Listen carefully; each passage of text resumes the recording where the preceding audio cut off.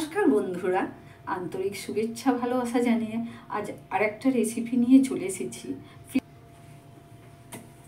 2 piece ভোলা মাছ নিয়েছি দেখুন। তো এই ভোলা মাছ দুটোর আমি ঝাল করব। কড়াতে তেল দিয়েছি, তেল গরম হয়ে গেছে। এর আগে আমি মাছগুলো কিভাবে নুন হলুদ মাখাতে হয় দেখিয়েছি, তো আমি সেইভাবেই নুন হলুদ মাখিয়েছি মাছগুলো।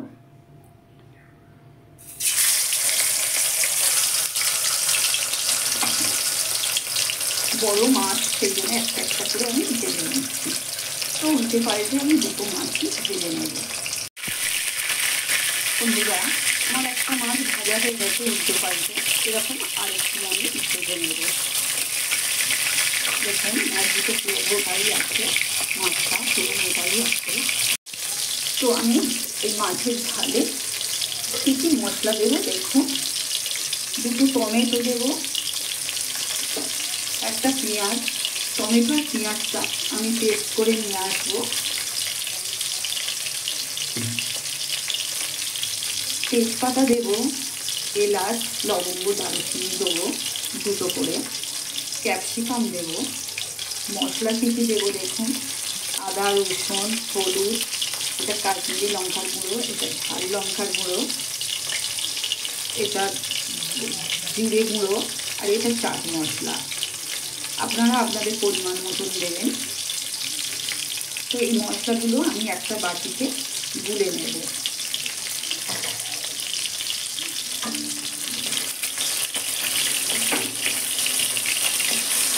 এই মাছটাও উল্টে পাল্টে আমি ভেজে নেব।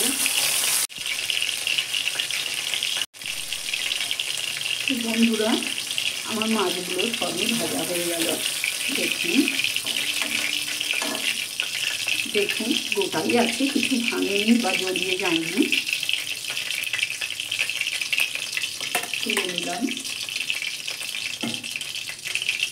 টমেটো আর পেঁয়াজের পেস্টটা আমি করে এনেছি দেখুন।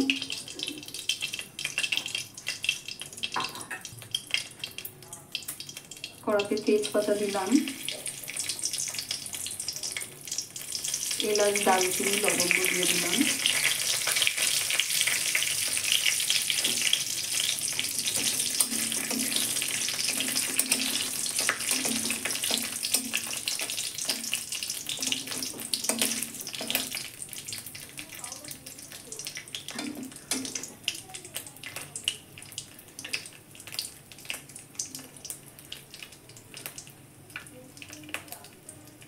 তো এবার আমি ক্যাপসিকামটা দিয়ে দিলাম।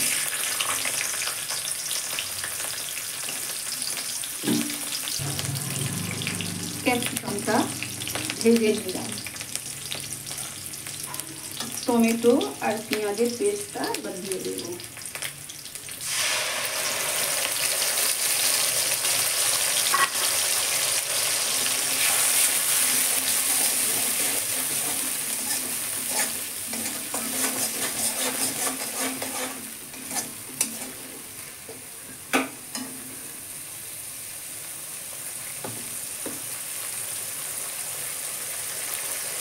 পরিমাণ মতো লবণ দিয়ে দিলাম।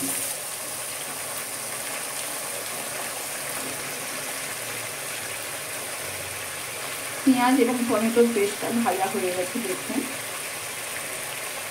মশলাগুলো গুলে রেখেছিলাম জল দিয়ে দিলাম। এবার মশলাগুলো একটু কষে নেব।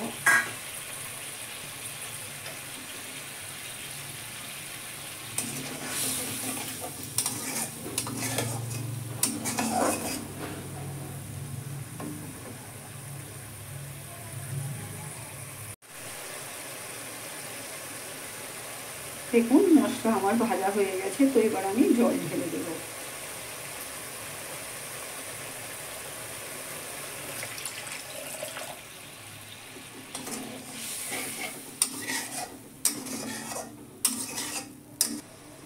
ফুটে উঠলে আমি মাছ দুটো তুলে দেব।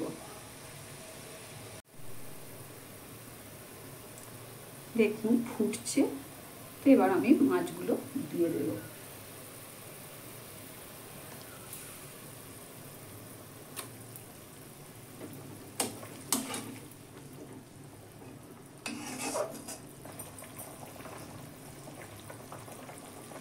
মাছগুলো দিয়ে কিছুক্ষণ ফুটুক। তো বন্ধুরা, আমার ঝাল তো হয়ে এসেছে। গ্যাসটা আমি লোয়েতে করে দিলাম,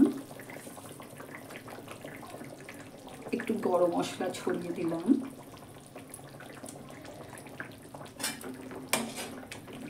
ভালোই মাখা মাখা হয়ে গেছে, আর আমি ফোটাবো না, এবার নামিয়ে নেব।